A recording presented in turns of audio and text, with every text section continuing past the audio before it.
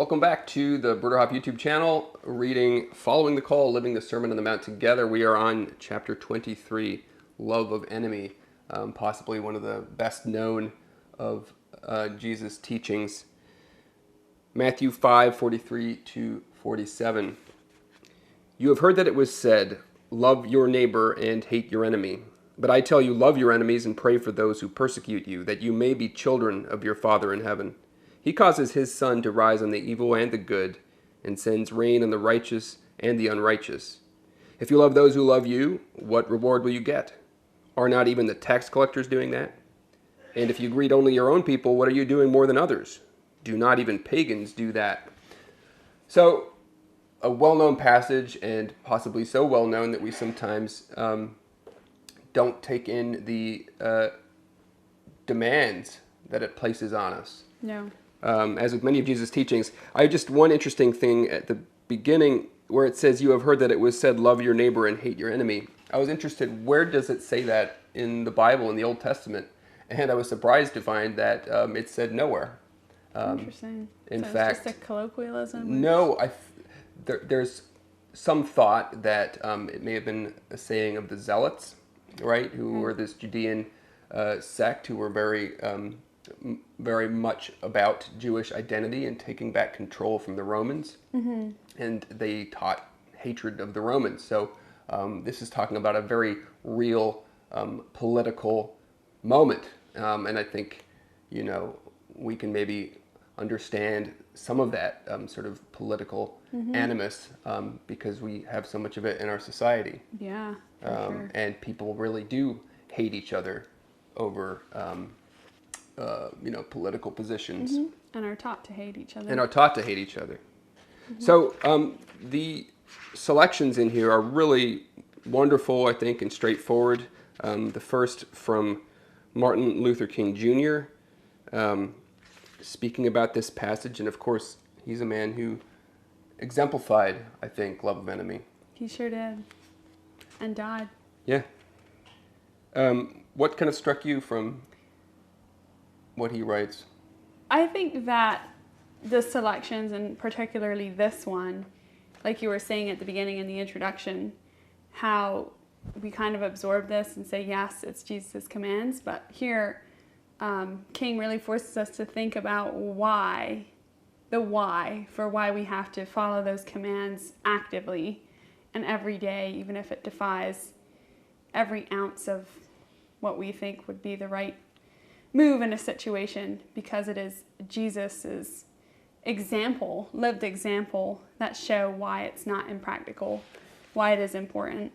And I also love the part in the middle where he talks about how love is creative, understanding goodwill for all men.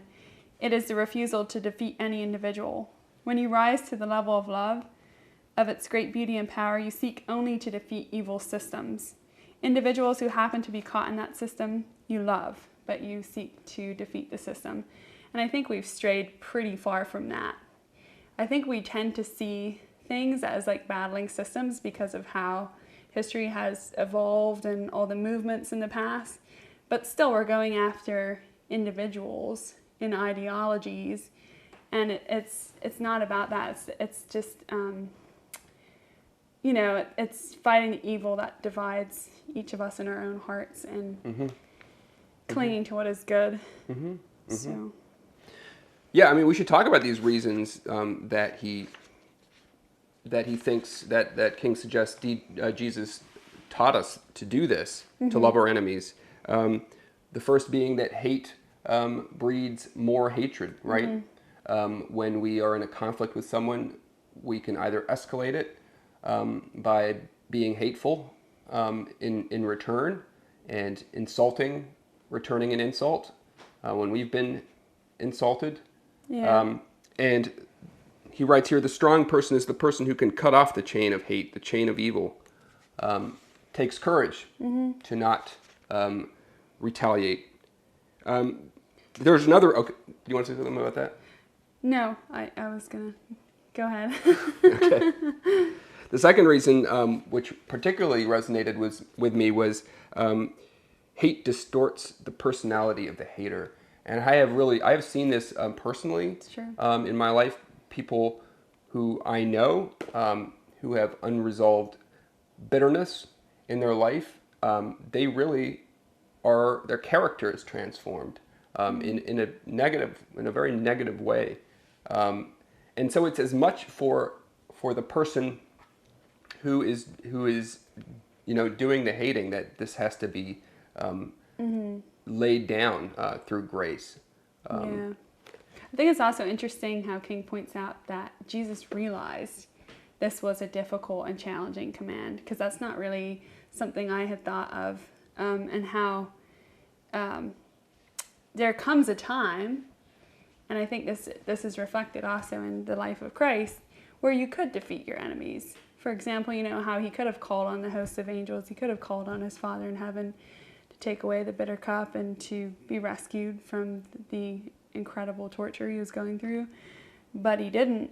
And King also points that out later, like even in the little and the mundane, you could easily retaliate and get back at someone at a certain season in life, and how resisting that and rising above it is more powerful. So yeah, that was really interesting. Yeah.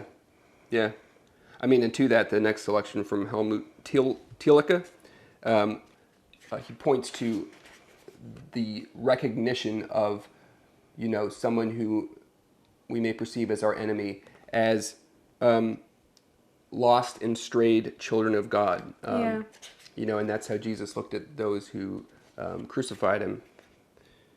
The final reason King points to is that, and this is also extremely important, the redemptive power of love that can transform somebody. If we persist in love, in responding to injustices done to us with love, that eventually will transform people and call them back to what they are meant to be, reflecting the image of God. Mm-hmm. Yeah, and the other thing I was thinking with that is that it's very interesting to me. I was thinking, like, what's the distinction between love and forgiveness? Because I think they're very interconnected when you are faced with a very challenging situation, because you can't really have one without the other. And so all those things like love, forgiveness, then beget hope and faith and these kinds of gifts, whereas hatred is just darkness. And kind of more and more of that if you succumb to that. Yeah. The last selection, Nikolaj Velimirovic, if I'm saying that right. That was an impressive attempt. Yeah. A Serbian bishop, I believe, which is basically a poem, in a way, thanking God for enemies. We should be thankful that we have enemies, and this relates back to the Beatitude, blessed are those who are persecuted for the sake of righteousness. And because enemies, I guess, keep you honest, is basically the moral. Enemies do not flatter you. They say bad things about you, and they help you to depend on God more, which is where we should really only get our comfort and encouragement from the source. So, well, look at that. Thank God for your enemies. Thank God for the people who annoy you, because they make you depend on the Lord above.